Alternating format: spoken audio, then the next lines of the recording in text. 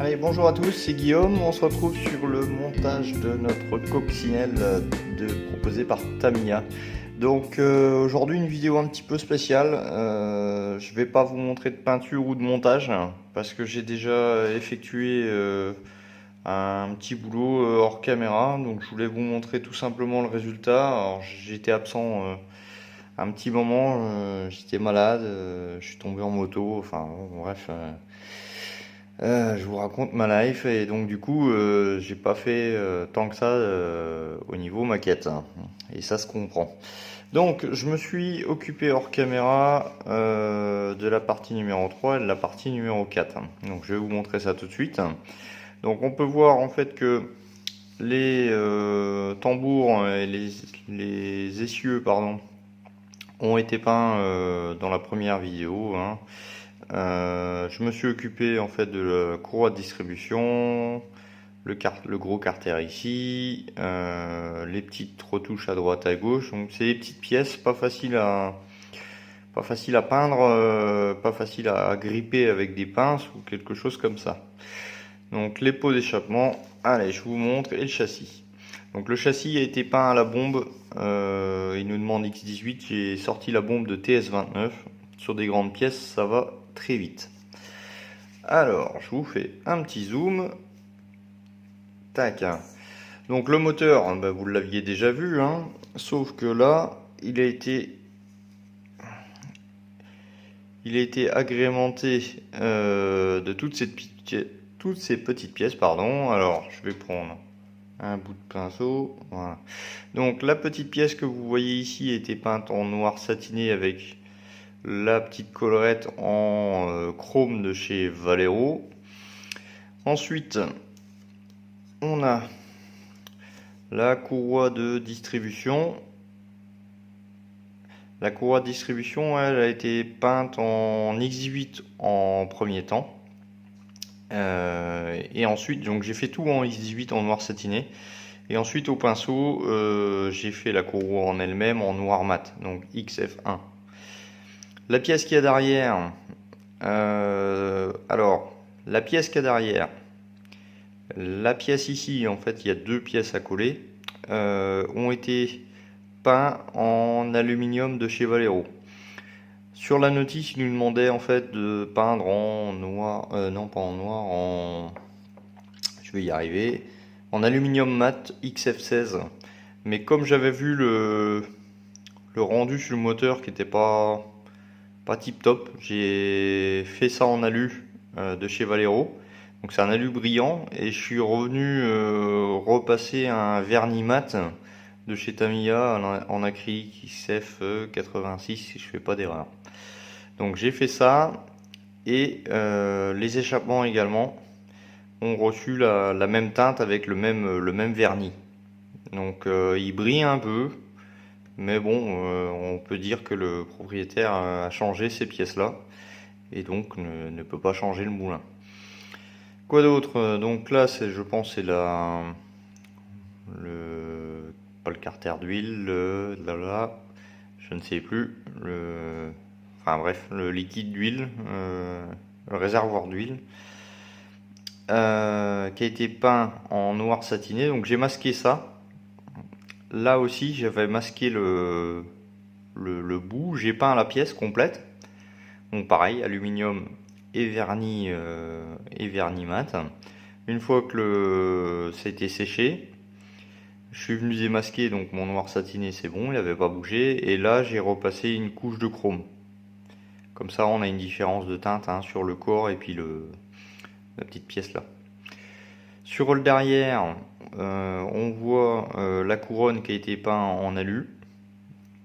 Donc là il y a la colle a un petit peu bavé, alors j'ai dû repasser en alu. Bon, c'est pas grave, ça fait comme si ça fait un joint. Enfin, moi, ça me donne cette impression-là. Le contour, lui, n'était pas demandé sur la notice.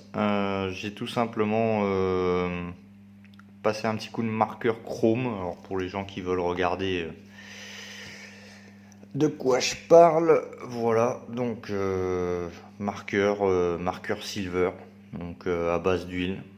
Donc, 0,8 en voilà, donc ça marche bien, ça ça fait le taf, hein, on n'a pas besoin de ressortir, une peinture spéciale.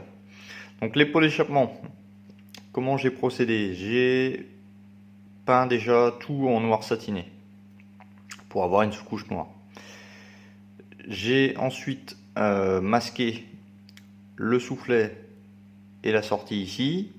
J'ai fait mon business avec l'alu et le vernis là. Quand c'est fini, j'ai démasqué simplement le bout. J'ai peint en pinceau, alors là c'est du XF56, donc métallique grey. Donc même couleur que le bloc moteur. J'ai démasqué pour finir le soufflet. Donc je suis venu recorriger à droite, à gauche, des petites choses qui n'étaient pas correctement mis. Donc voilà, hein, après donc les tambours, les petits amortisseurs ont été peints en noir brillant. Donc c'était demandé noir brillant, donc j'ai passé du X1, donc en enamel. Je l'ai passé à l'aéro, puis finalement je me suis dit que j'aurais peut-être pu le passer directement au pinceau, étant donné la pièce qui était relativement petite. Donc ça c'est le dessus. Donc ça c'est la partie visible du moteur, hein. Pourquoi? Parce que quand on va mettre la carrosserie, je pense qu'on va avoir accès. On va faire un petit montage à blanc.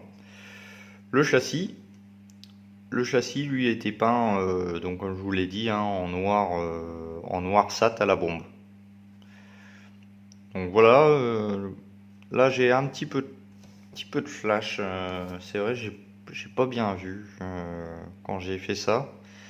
J'aurais dû gratter un petit peu plus là. Bon c'est pas très gênant.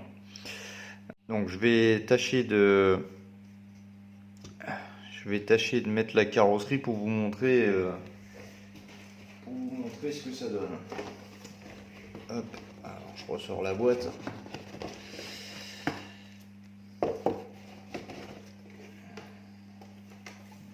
Hop, mettre ça là. Voilà donc ce que ça va donner quand la carrosserie va être mise.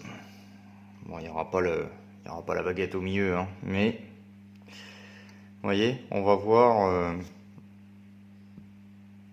Je fais un zoom. On va voir justement ces parties-là. Le dessous, je ne sais pas si je vais avoir une plaque en plus ou quelque chose comme ça. Je ne sais pas si ça rentre. Bon, on verra bien. Hein.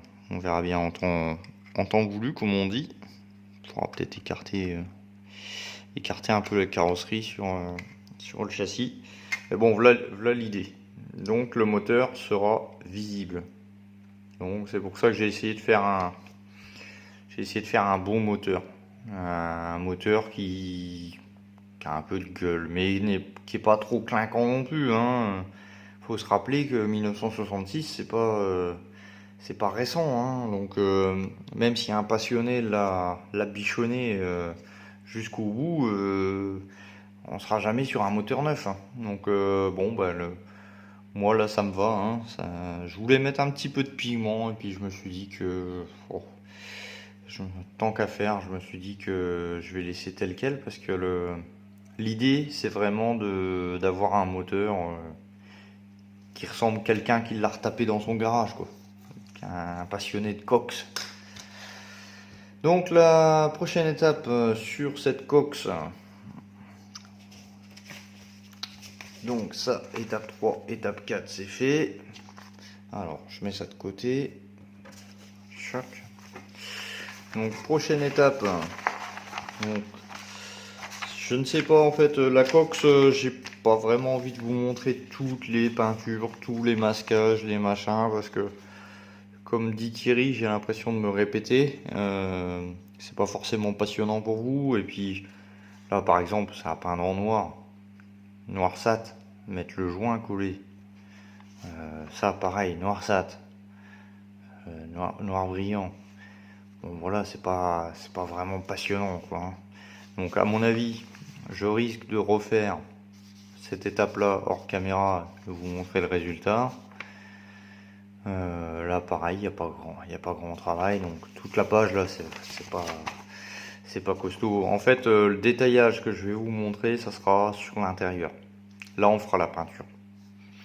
Donc ouais, prochaine vidéo, c'est qu'on fait les choses ensemble, ça sera l'habitacle. L'habitacle, le tableau de bord, etc. Et puis après, bah, c'est tout, hein. Après, il ne nous reste pas grand chose. Après, il y a encore deux, trois petites choses à faire sur le moteur. Et puis on va vite arriver à la carrosserie, hein. Voilà, bah écoutez, petite vidéo aujourd'hui. J'espère que cela vous aura plu. Ça change un petit peu et puis c'est plus court. Donc, comme d'habitude, je vous remercie de m'avoir suivi. On se retrouve la prochaine fois, soit sur la Cox, soit sur la 206 qui est maintenant vernie. Donc ça sera la pose des décals, on verra bien. Allez, sur ce, ciao, bye bye, merci, comme d'habitude, ciao.